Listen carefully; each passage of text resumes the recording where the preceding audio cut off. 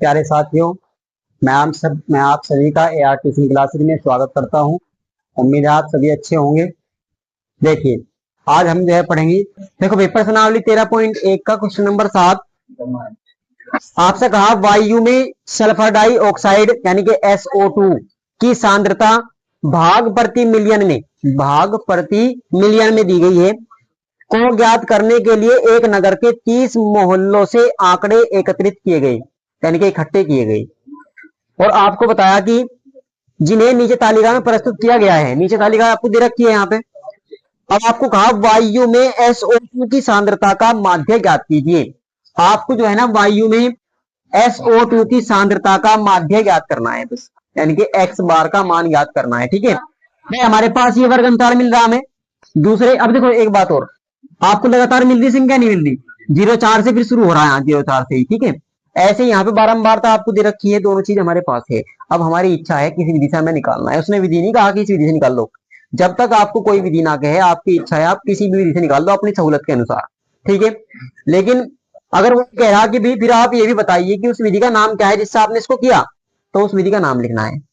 ठीक है, अगर वो नहीं कह रहा तो फिर विधि का नाम लिखने की जरूरत नहीं है। अब आप देखें, वर्ग अंतराल हमारे पास, दूसरे बारंबारता हमारे पास। सबसे पहले क्या निकाल लेंगे भाई हम, एक्स का नाम क्या है, मध्यमान। तो हम निकाल लेंगे मध्यमान। सबसे पहले क्या है भाई, मध्यमान।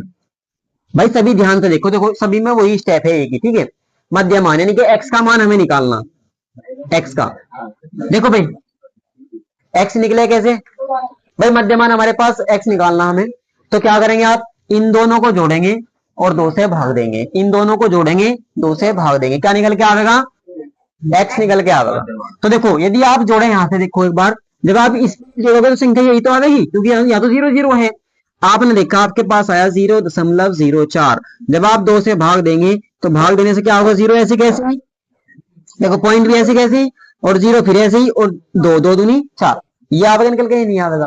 0.02 ये आवेगा या नहीं आवेगा। और मैंने आपको कहा था कि इसके बाद आप क्या करें, जितना इनमें अंतर है वो इसमें जोड़ते चले जाओ आप।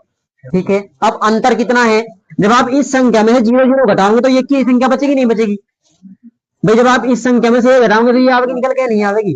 यदि आपको ये नहीं घटानी तो आप ऊपर वाली में देखो, इस वाली संख्या में जब आप ये घटाओगे तो यही तो संख्या बचेगी, क्योंकि 0 0 घटा रहे हैं हम, तो वो क्यों संख्या तो बचती है।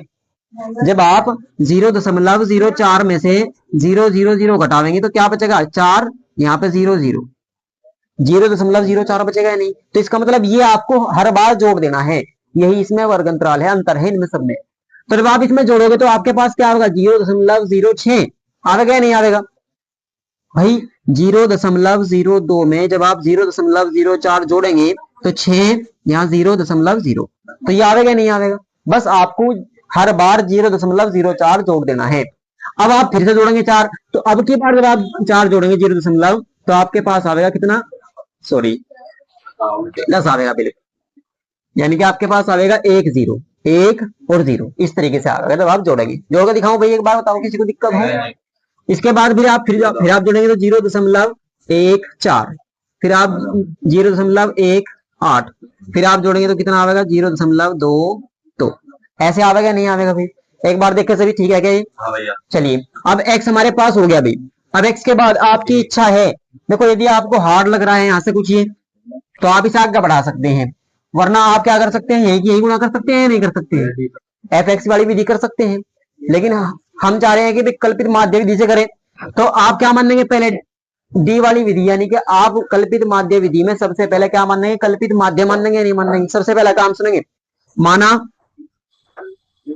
कल्पित माध्य, कल्पित माध्य ए, बताओ कौन सा मान्य, ये वाला मान्य। चलो 0.10 ये हमने मान लिया। ठीक है, इस पे आपने निशान लगा लिया ऐसे ताकि हमारे याद रहे। अब हमें क्या करना है, हमें निकालना है डी। डी क्या होता है, डी होता है x माइनस ए। डी जो हम निकाल रहे हैं ये वाली लाइन, तो x में से x ये है, ए घटा रहे जो हमने ये मान रखा। ठीक है भाई देख रहे हैं आप ध्यान से, जहां दिक्कत होगी पूछ लो। ठीक है, देखो इसमें से आप क्या घटाओगे, ये तो घटाओगे ए, फिर इसमें से भी फिर ए घटाओगे, तो इसमें से जब ये घटाओगे, देखो यहाँ पे ये तो इसमें से ये तो घटने का नहीं, लेकिन इसमें से आपको ये घटाना पड़ेगा, तो माइनस के बचेंगे नहीं बचेंगे। तो आपने देखा 0.10 में से 0.02 घटावेंगे, यहाँ 10 हो गए, 10 में से 2 घटाए 8, यहाँ पे 0 और 0.0, तो आपके पास माइनस के 0.08 ये बचेगा या नहीं बचेगा। दोबारा अब की बार फिर इसमें से फिर ये घटाओगे, तो ऐसे ही आपको घटाना है, आप घटाओगे 0.06, 10 में 6 गए 4, यहाँ पे 0 बच गई और ये 0, आपके पास आया माइनस के 0.04। ठीक है भाई, फिर आप क्या करेंगे, फिर इसमें से यही संख्या घटेगी, एक की यही, इसी में से और यही घटेगी, तो क्या होगा 0 आएगा, तो आप कहेंगे 0.00। अब की बार इसमें से फिर ये घटेगा, तो कितना बचेगा बताओ, 0.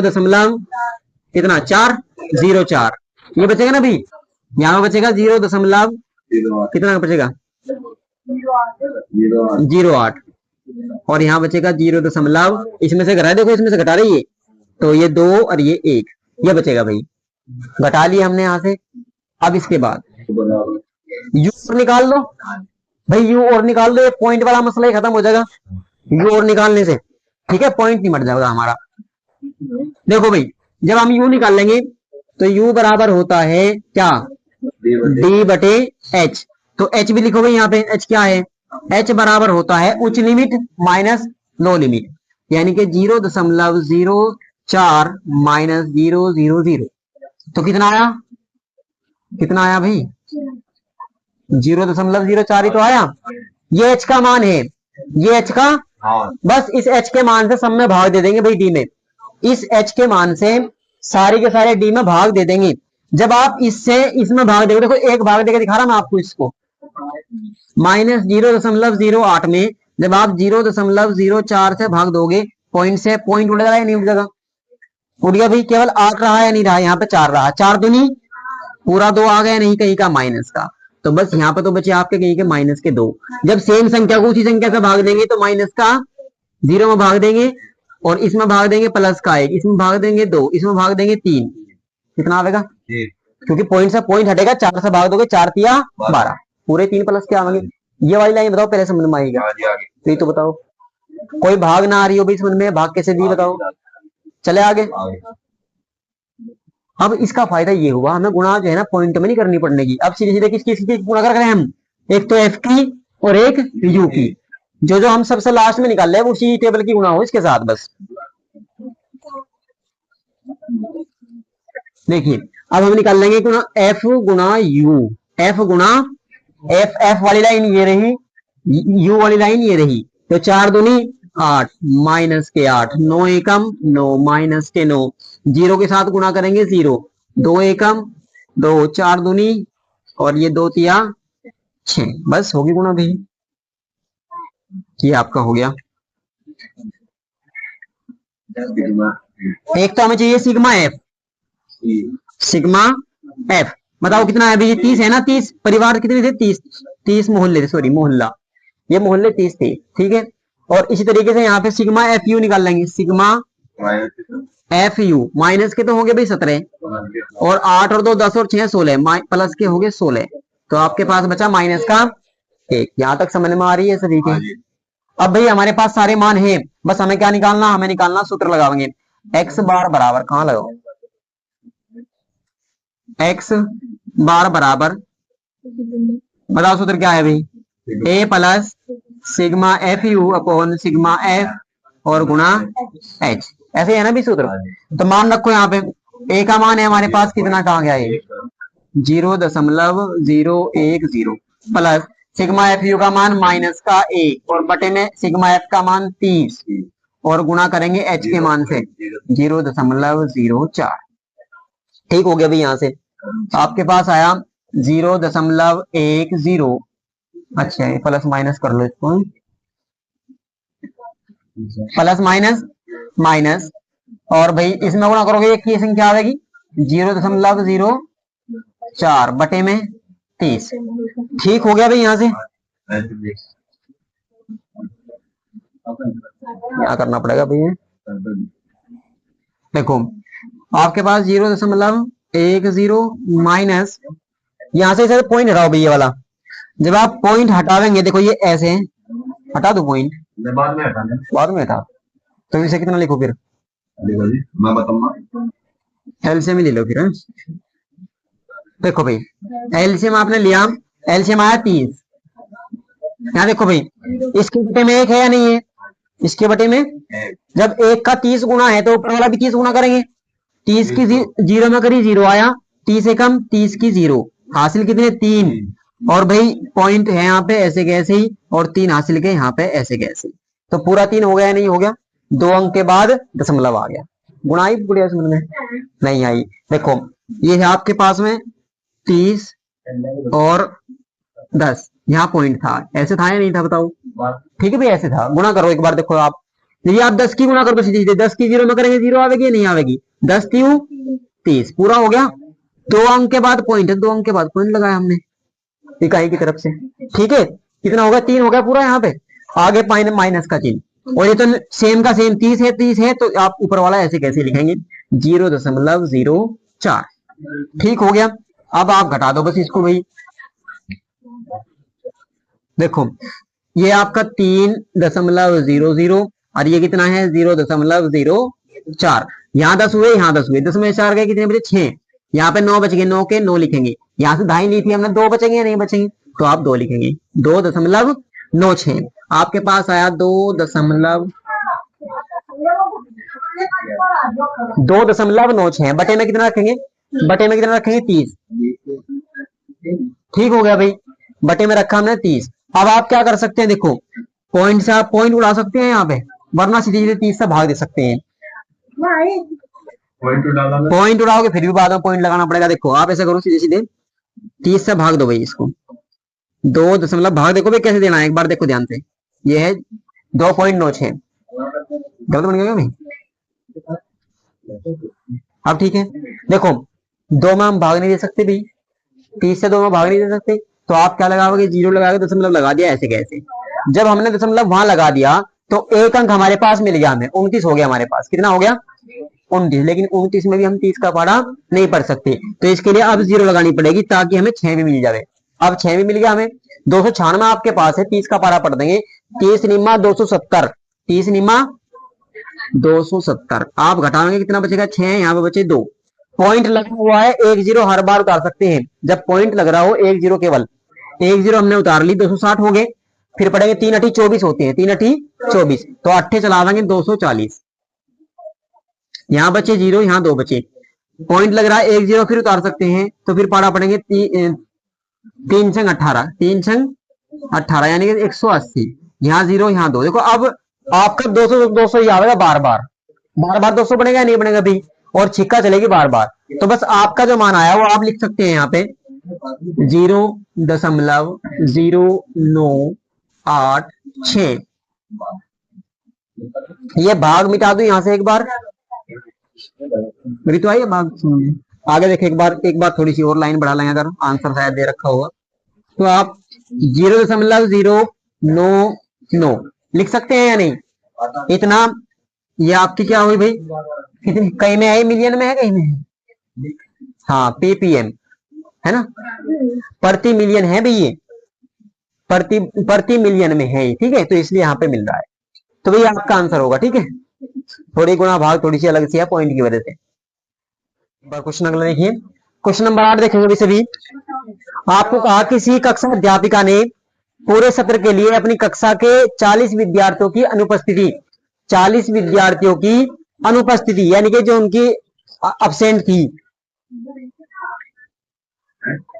निम्नलिखित रूप में रिकॉर्ड की। एक विद्यार्थी जितने दिन अनुपस्थित रहा उनका माध्य ज्ञात कीजिए।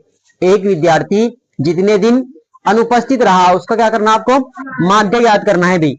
तो आपको ये आंकड़े दिए यहाँ पे और बस माध्य ज्ञात करना है। देखो एक बार, ये तो है दिनों की संख्या, ये है विद्यार्थियों की संख्या भाई, सुन लो एक बार। देखो दिन का मतलब ये है 0 से 6 दिन लो, जो है ना एब्सेंट रहे बच्चे, ऐसे बच्चे कितने थे 11 थे।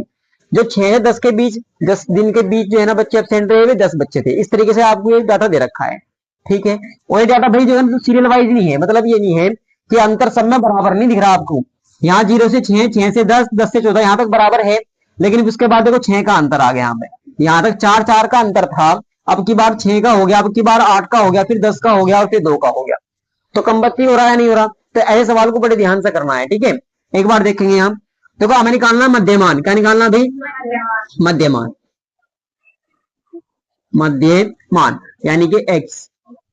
जब आप x निकाल लोगे, एक बार देखे भाई, दोनों को जोड़ेंगे, 2 से भाग देंगे, 6 होगा, 6 को 2 से भाग देंगे, कितना होगा? 3। दोनों को जोड़ेंगे 16, 16 में 2 से भाग देंगे 8 होगा। बहुत ध्यान से करेंगे भी, देखो 10 और 14 24, 24 को 2 से भाग देंगे 12 होगा आपका। ये 24 34 हो गए भाई, 34 में 2 से भाग देंगे 17 होगा यहाँ पे। दोनों को जोड़ेंगे 48, 48 को 2 से भाग देंगे 24 होगा, 24 लिखेंगे यहाँ पे। पूरी आ रहा तो बताओ, जब भी x निकाल रहे हो दोनों को जोड़ेंगे 2 से भाग देंगे, तो ये आपका आता रहेगा। अब की बार हम जोड़ इसलिए नहीं रहे समान संख्या, क्योंकि अंतराल समान नहीं है, अलग अलग है अंतर। देखो यहाँ पे 4 का अंतर था इनमें, फिर जो है 6 का हो गया, 8 का हुआ, फिर 10 का हुआ, फिर 2 का हुआ, तो अलग अलग हो गया अंतर। क्लियर है बात? इसलिए हम ये सारे को करना पड़ रहा है। तो अब आपके पास भाई यहाँ तक हो गया। हमारे पास 28 और 38, 8 और 8 16, 5 और 1 6, आपके पास वो 66, कितना हुआ? ये 66 में जब आप 2 से भाग देंगे तो 33 होगा भाई। कितना होगा? 33। ये होगा कितना आपके पास? 78। 78 में 2 से भाग देंगे तो कितना होगा? 34 होगा क्या? सॉरी 39। अरे 78 में भाग देंगे ना 2 से, हाँ 39 होगा, 39 नहीं 78, 39। ये हो गया भाई पूरा। यहां तक हमने x निकाल लिया। अब आपको क्या निकालना है भाई? अब आप d निकाल लेंगे, क्योंकि गुणा थोड़ी सी अलग है आपकी, सिर्फ गुणा करोगे अगर तो d निकाल लेंगे भाई। पहले सबसे पहले क्या मान लो? ये मान लो आप, ये क्या है हमने मान लिया, यहां लिख लेंगे माना कल्पित माध्य।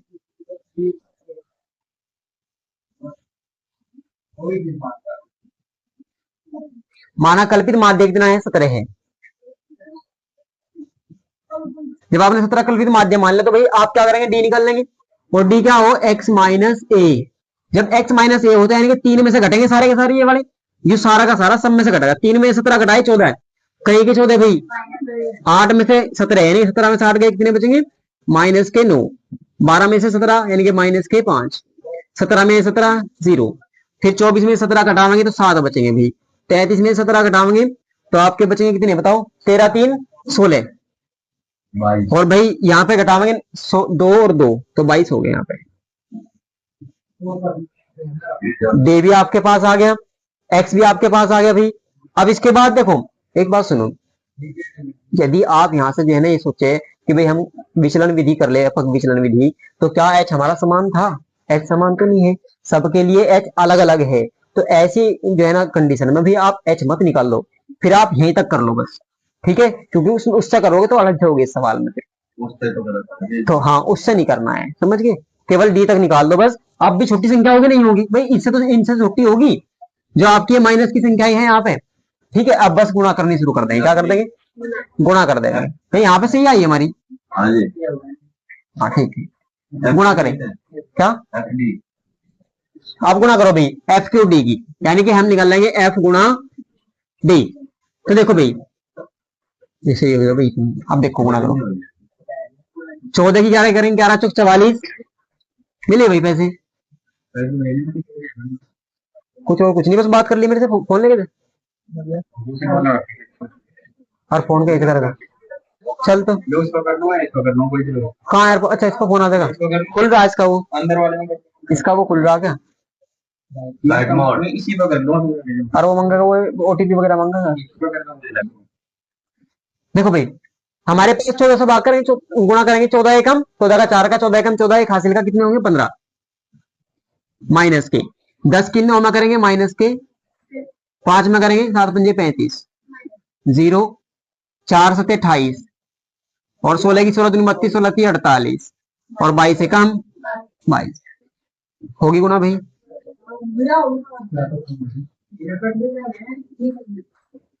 नीचे जाओ आप, यहाँ लिखो भाई सिग्मा एफ डी बराबर माइनस के जगह जोड़ेंगे 4 और 5 9 5 14 14 3 17 का 7 का हासिल 1 1 और 1 माइनस 8 8 16 2 18 3 और 4 7 और 2 9 ठीक हो गया भाई। घटाओ 9 में से 8 गया 1, 17 में से 9 गए 8, यहाँ बचा 1 माइनस। ठीक हो गया ना, एक बार चेक करते रहेंगे सभी। Sigma F 40। बच्चे कितने हैं, 40 है क्या ये? हाँ जी।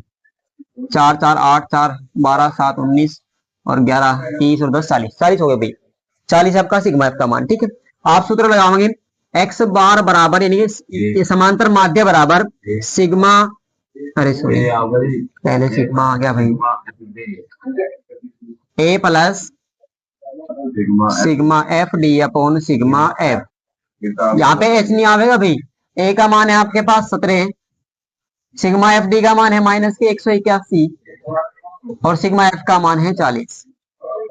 आप लिखेंगे 17 माइनस प्लस माइनस माइनस और भाई 181 बटे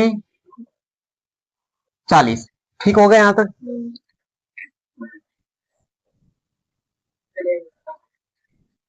इसको भी भेजेगा भी। तो यहाँ पे देखो भाई हमारे पास कितना 17, अच्छा एलसीएम ले लो आप सीधे सीधे। एलसीएम कितना 40, 40 की 17 में गुणा करो, 17 दूनी 34, 17 तिया 51, 17 चौक 68 होगा भाई 68 और 1 0 माइनस 181 घटा दो भाई, 10 में से 1 गया 9, यहाँ पे कितने बचे 17 में से 8 गए 9, 5 में से 1 गया और बटे में 40। देखो 1 0 से तो क्या होगा, पॉइंट लग जाएगा यहाँ पे भाई, 1 0 से पॉइंट लग जाएगा, 4 से आप भाग दे देंगे तो देखो आप 4 से भाग देंगे, 4 एकम 4 दूनी 1 बच गया, यहाँ पे पॉइंट लगाया, 4 चौक 16 3 बच गए, 4 से 28 और 4 पंजे 20, ये आपके पास 12.475। ठीक है भाई, इतना आप इसे ये भी लिख सकते हैं 12.48। ठीक है भाई, इतने दिनों की संख्या 12.475। चलो ठीक है, कोई भी आप देख सकते हैं, ये आपका होगा भाई क्वेश्चन। ठीक है, देखो भाई एक बार एक्सरसाइज 13.2 है। अब हमारा जो टॉपिक चला नया वो टॉपिक है बहुलक यानी कि मोड, इसे हम अंग्रेजी में बोलते हैं मोड। ठीक है भाई, अब बहुलक क्या है सुनो एक बार ध्यान से। देखो जब हमारे पास कुछ आंकड़े हो, कोई संख्याएं हो हमारे पास, कोई सूचना हो हमारे पास में, और उन आंकड़ों में कुछ आंकड़े ऐसे होंगे जो बार बार रिपीट होंगे, बार बार रिपीट होंगे। जैसे आप समझो हमारे पास संख्याएं हैं, एक बार यहाँ देखेंगे भाई, हमारे पास कुछ आंकड़ा दिया गया हमें कि 2, 3, 5, फिर 2, फिर 3, 5, फिर 6, फिर 2, फिर 6, फिर 2। मान लीजिए कुछ ऐसी संख्याएं आपको दी गई। अभी सुनो भाई, ये क्या है, एक बार सूचना है या नहीं है, कोई सूचना है, कोई डाटा है हमें दिया गया। अब उसने आपसे पूछा कि बताइए इन आंकड़ों का, जो आप आंकड़े आपको मिल रहे हैं ये, इनका बहुलक क्या है, इनका बहुलक क्या है। तो आपने देखा संख्या हमारे पास का क्या है भाई, एक बार सुनेंगे संख्याएं क्या क्या है हमारे पास में। एक तो 2 है, एक हमारे पास 3 है, एक 5 है और एक 6 है। इनके अलावा तो कोई संख्या नहीं है। 2 3 5 6 तो ये तो है हमारे पास आंकड़े, यानी कि हम कह लेंगे एक्स है हमारे पास में, ये पद है ऐसे आप कह रहे हैं, ये क्या पद, ये क्या है अभी पद।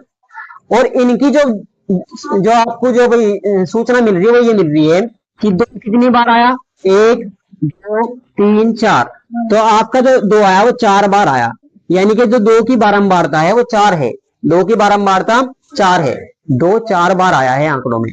और कितनी बार आया, 1 2 2 बार आया तो आप 2 लिखेंगे, 5 कितनी बार आया 2 बार तो आप 2 लिखेंगे, 6 भी 2 बार आया तो आप 2 लिखेंगे। अब आप एक बार देखेंगे 1 2 3 4 5 6 7 8 9 10, ये 10 बार है, 4 और 2 6 2 8 और 2 10, बिल्कुल ठीक हो गया।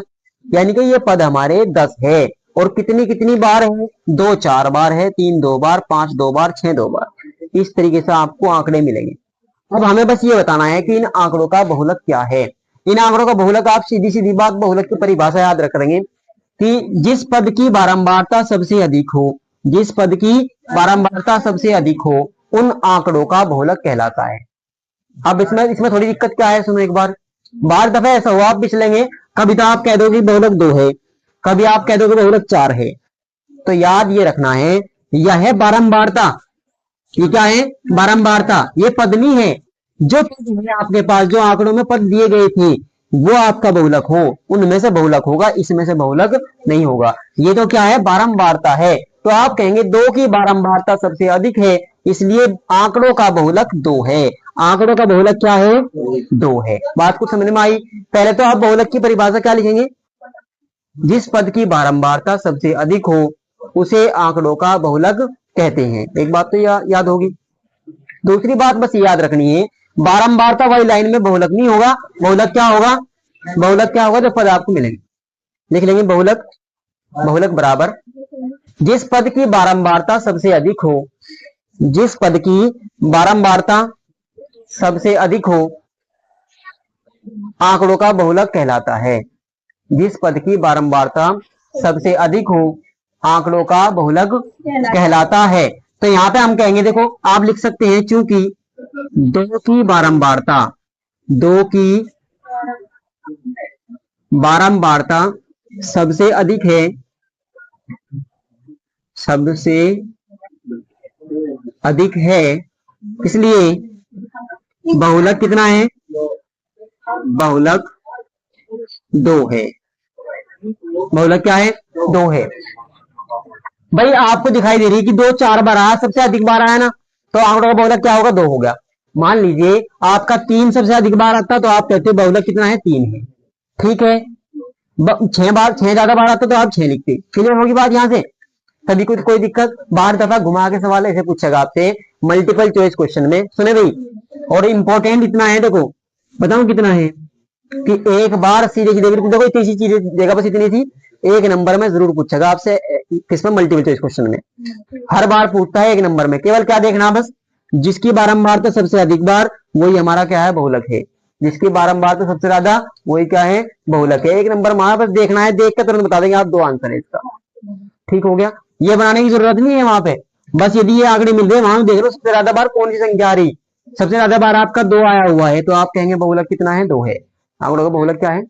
बार दफा देखो, आप तो सोचेंगे बहुलक पूछ रहा, लेकिन वो बहुलक नहीं पूछता। बार दफा ऐसा भी कह दे कि बहुलक की बारंबारता बताओ, क्या कहेगा? आंकड़े दिए आपको और कहेगा बहुलक की बारंबारता बताओ, तो इसका मतलब ये है वो आप सब बहुलक नहीं पूछ रहा। बहुलक तो होता है, अब वो पूछ बहुलक यानी कि 4 पूछ रहा है। तो थोड़ा ध्यान देना है, वो पूछ के आ रहा। कभी आप आंसर देखो भाई, बहुलक वाला सवाल है तुरंत 2 लगा दिया देख के, तो क्या ध्यान देना है भाई? पूछ क्या रहा है। यदि वो पूछ रहा है बहुलक बताइए तो आप कहेंगे 2 है। यदि पूछ रहा है बहुलक की बारंबारता क्या है, तो बहुलक की बारंबारता 4 है। समझ में आ गई बात सभी के? अब भाई मैं आपको क्वेश्चन दिखाऊंगा बाद में, इसमें से थम जाऊं? अच्छा, ऐसे क्वेश्चन बहुत मिलेंगे आपको अपनी एक्सरसाइज में, ठीक है? वो आप निकाल कर देखेंगे, सारे हो जाएंगे। अब एक बार सुनो, ये तो था आपका 1 नंबर का सवाल जो मल्टीपल चॉइस क्वेश्चन में आवे। ठीक है। अब हमारा यहाँ पे ये ऐसे सवाल नहीं है, आवेंगे तो ये भी, लेकिन ऐसे नहीं है। अब सवाल है वर्ग अंतराल वाले। कैसे है वर्ग अंतराल वाले? ये मिटा रहा हूं। अब सुनो, देखो इस विधि में भाई, सुनो यहाँ एक बार, जब हमने समांतर माध्य निकाला तो कितनी कितनी विद्या थी हमारे पास? 3 विद्या थी। कितनी? 3। 3 ही सूत्र लगे वहां पे हमारे, 3 सूत्र आपके याद रखने हैं। लेकिन जब हम बहुलक पढ़ रहे, अभी तक तो कोई सूत्र नहीं लगा। एक बात तो यह है, सीधे सीधे जब आंकड़े मिलेंगे तो हम बहुलक बता देंगे, देख कर किस कौन सा सबसे ज्यादा बार आ रहा। दूसरे एक सूत्र लगेगा बस इसमें, केवल इस वाले टॉपिक में बहुलक का केवल कितने सूत्र? एक सूत्र, वही याद करना है। उसी पे ही सवाल आता है आपका। 2 नंबर का भी आ सकता है, 4 का भी आ सकता है, 2 या 4, 2 या 4। ठीक है। अब उसको देखो ध्यान से, वो कब लगेगा भाई? जब आपको वर्ग अंतराल दे रखा हो। क्या दे रखा हो? तो सवाल करेंगे भाई उसी से, आपकी समझ में आपका सवाल। ठीक है, चलो देखें। सबसे पहले चलो आप सूत्र एक बार सूत्र लिख लो फिर, या सूत्र उसी से समझ में आएगा सवाल से ही जब लिखेंगे। क्वेश्चन नंबर लिखेंगे, निम्नलिखित तालिका अस्पताल में एक विशेष वर्ष में, भाई सुनो, एक विशेष वर्ष में भर्ती रोगियों की आयु को दर्शाती है। जो रोगी वहां पे भर्ती हुए उस अस्पताल में, तो उनकी आयु कितनी थी? उनकी आयु कितनी थी वो आपको दी गई यहाँ पे। तो हम देखेंगे, एक बार हमें दिखा दिया गया, आपको दी गई आयु, आयु वर्षों में, आयु वर्षों में। और भाई आपको दी है रोगियों की संख्या, रोगियों की संख्या, यानी कि ये है आपका क्या? एफ। भाई 5 से 15 एक बार बताएंगे मुझे कहां तक है?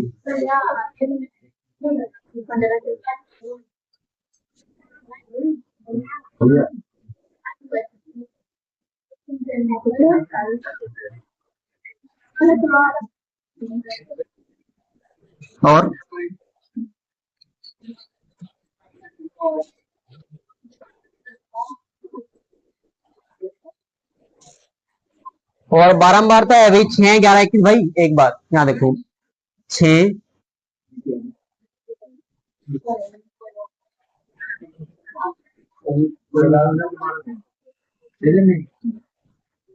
अब सुनो भाई, अब क्वेश्चन में आगे क्या कहा सुनो, उपरोक्त आंकड़ों की बहुलक और माध्य ज्ञात कीजिए। बहुलक भी और माध्य भी आपको ज्ञात करना है। अब सुनो, माध्य तो हमने पढ़ लिया पिछले एक्सरसाइज में, तो माध्य तो आप निकाल सकते हो इसका भी, जैसे हम पिछली कोई सी विधि से आप निकाल लेंगे। अब हमें देखना है ना आप बहुलक कैसे निकाल लेंगे। अब देखो, तथा दोनों केंद्रीय प्रवृत्ति की मापों की तुलना कीजिए और उनकी व्याख्या कीजिए। देखो, व्याख्या और तुलना की बात तो बात की है, पहले आप ये समझो बहुलक कैसे निकाल लेंगे। ठीक है भाई, सबसे पहले जब आपको वर्ग अंतराल दे रखा हो और रोगियों की संख्या दे रखी हो, तो इसमें देखो हमें आगे कोई भी, यानी कि कोई भी आपको तालिका नहीं बढ़ानी आगे बिल्कुल भी, बस इन्हीं से ही काम चल जाएगा।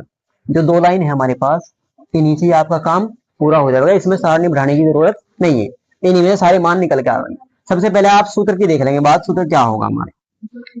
ठीक है, सूत्र ऊपर लिख लेंगे, बहुलक बराबर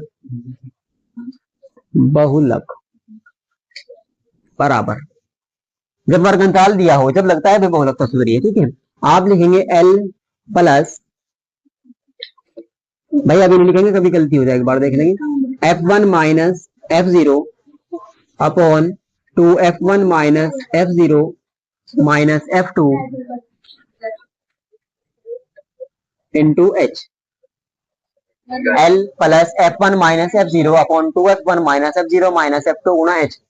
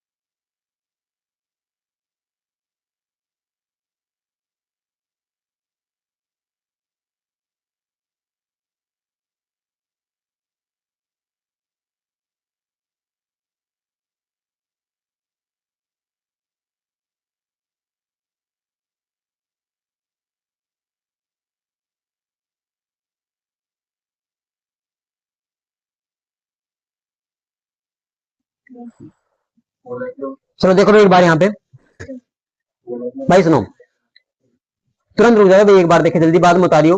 देखो L बराबर, मैंने L लिखा है, क्या है यहाँ पे, L है बहुलक वर्ग की निम्न सीमा। अब बहुलक, पहले तो बहुलक वर्ग क्या है, बहुलक वर्ग क्या है, बहुलक हमें पता क्या है, बहुलक वो संख्या होगी जिसकी बारंबार सबसे अधिक होगी। अब यहाँ वर्ग की बात हो रही है कि बहुलक वर्ग क्या है, तो बहुलक वर्ग, देखो वर्ग तो क्या है, ये है वर्ग, था बोले ना इनको, तो वर्ग तो है ये, वर्ग तो है ये। अब बहुलक वर्ग कौन सा है, यानी कि जिस वर्ग की बारंबारता सबसे अधिक है, जिस वर्ग की बारंबारता सबसे अधिक है। सबसे पहला काम यही है, आप उस पर निशान लगाओगे, क्या लगाओगे, तो सबसे बताओ सबसे ज्यादा बारंबारता किसकी है, ये वाली बारंबारता सबसे ज्यादा है, तो ये हमारा क्या है, बहुलक वर्ग है। तो इस पर आपको सबसे पहला काम ये है कि इस पर निशान लगा लेना है, ताकि आप बिछले मत बिल्कुल भी। ठीक हो गया भाई, पहला काम क्या है कि आप बहुलक वर्ग ढूंढेंगे, क्योंकि सारे को बहुलक वर्ग लिख रहा नहीं लिख रहा, तो बहुलक वर्ग क्या है, जिसकी बारंबारता सबसे अधिक होगी वही हमारा बहुलक वर्ग है। पहली बात यहां तक होगी। यहाँ लिखा बहुलक वर्ग की निम्न सीमा, एल का मतलब होता है लो लिमिट, क्या हो, लो लिमिट, एल मतलब लो लिमिट, लो मतलब छोटी, निम्न सीमा, निम्न सीमा, तो निम्न सीमा कौन सी है, ये वाली है, और ये है उच्च सीमा, निम्न सीमा उच्च सीमा, लो लिमिट हाई लिमिट। ठीक है भाई, तो एल का मान क्या होगा, सबसे पहले वाली बहुलक वर्ग की जो पहली संख्या होगी छोटे वाली, वो एल का मान, आ रही है बात समझ में। दूसरे F1 मैंने लिखा बहुलक वर्ग की बारंबारता, बहुलक वर्ग ये है तो बारंबारता यही तो है इसकी, ये भी बात होगी। उसके बाद F0, देखो 1 से पहले 0 आ नहीं आता, 1 से पहले 0, तो बस इससे पहली बारंबारता लिख रहा ना यहाँ पे, बहुलक वर्ग के ठीक पहले की बारंबारता, इससे तुरंत पहली, इससे तुरंत पहली जो बारंबारता है वो आपको F0 का मान है। याद रहेगी भाई, क्या बताया मैंने, ऐसे याद करो, जैसे 1 है, 1 से पहले 0 आता है नहीं आता, 1 से पहले 0 आता है 0, तो बस इससे पहली जो संख्या है वही बारंबारता किसका मान होगा, F0 का। ऐसे ही 1 से बाद में आता है या नहीं आता, तो 1 से बाद वाली जो बारंबारता है वो बहुलक वर्ग के ठीक बाद की बारंबारता, बहुलक वर्ग के ठीक बाद की बारंबारता F2 का मान। क्लियर होगी बात यहां तक। उसके बाद H क्या है, H है वर्ग अंतराल, ये आपने पीछे ही पढ़ा। वर्ग अंतराल का मतलब उच्च सीमा में से निम्न सीमा घटाएंगे तो जो अंतर है इनका वही क्या है, H का मान है। बस केवल अंतर, 2 से भाग नहीं देना है, वो तो X हो, केवल अंतर इन दोनों का, उसे हम वर्ग अंतराल बोल लेंगे, तो वो H का। क्लियर होगी यहाँ से। उच्च सीमा माइनस निम्न सीमा, आप यहां लिख भी सकते हैं इसके सामने उच्च सीमा, अब जिसका रहेगा वो उतार लो एक बार जल्दी, उच्च सीमा माइनस निम्न सीमा, ये आपका H है। ठीक है भाई, नोट कर लेंगे। अब बोर्ड पर देखेंगे सभी,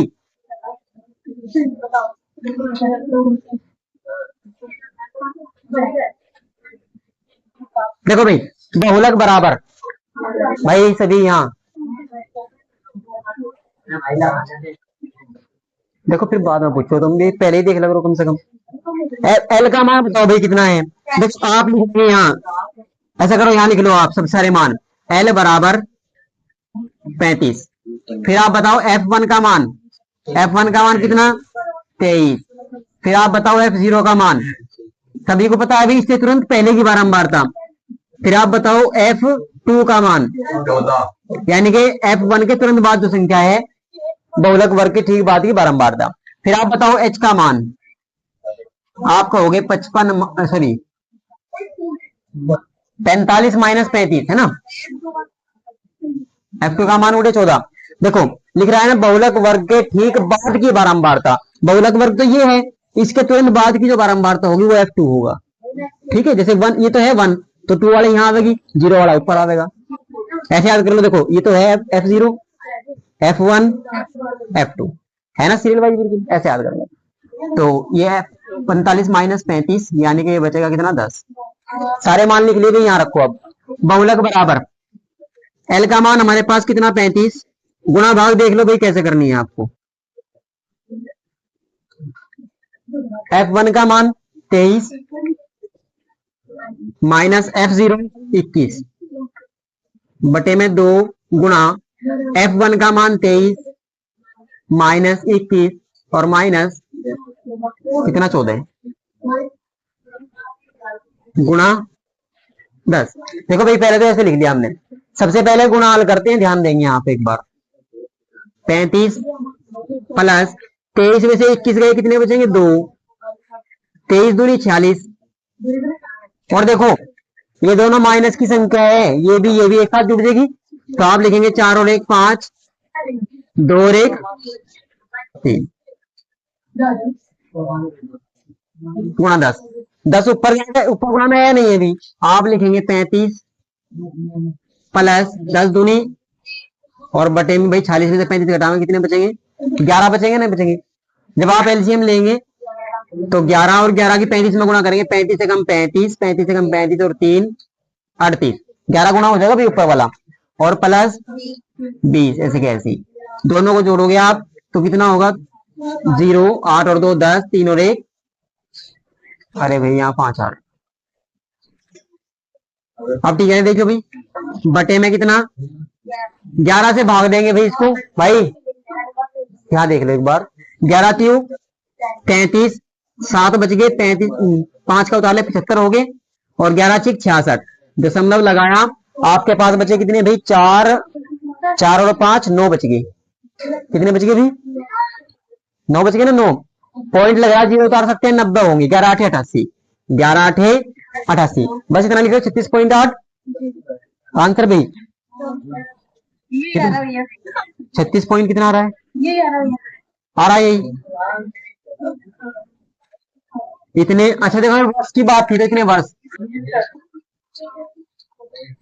अभी सुनो एक बात और समझ लो भाई इसमें लास्ट वाली बस तुरंत, जो ये मान निकल के आएगा ना ये वाला, तीन यहाँ सुन, जो ये मान निकल के आएगा लास्ट में वो हमेशा इस वर्ग अंतराल के ही बीच में आएगा, ध्यान रखना। जैसे हमने अभी अभी देखो वर्ग अंतराल ये वाला था ना हमारा, तो बहुलक भी इसी में से तो होगा। बहुलक बहुलक तो निकाल रहे हैं हम, तो बहुलक कहाँ होगा? बहुलक इन्हीं संख्याओं के बीच में होगा। देखो 35 के और 45 के बीच में ये 36 नहीं है, बिल्कुल बीच में नहीं कह रहा हूं मैं, बिल्कुल बीच में नहीं कह रहा, पर लेकिन अगर है इन्हीं के बीच में। यदि मान लीजिए आपका इन 35 से 45 के बाद या पहले आएगा कुछ, तो आपकी कुछ ना कुछ गलती है कहीं, याद रख लेंगे इस चीज को। यानी कि इसका अंदाजा लगाने का ये मतलब ये है कि आपको ये पता लग जाएगा हमारा सवाल सही है या गलत है। यदि इस बहुलक वर्ग के बीच में आ गई संख्या बहुलक तो ठीक है, और यदि आपकी मान लीजिए 30 आ गई, 31 आ गई, या 45 से फालतू आ गई, 50 55 आ गई, तो आपका सवाल गलत है। इसी के बीच में आ जाएगा निकल का आंसर। क्लियर होगी? नोट कर लेंगे इसको भाई एक बार। अच्छा कर लिया आपने, ठीक। ये आपका हो गया। अब एक क्वेश्चन भाई मैं बोल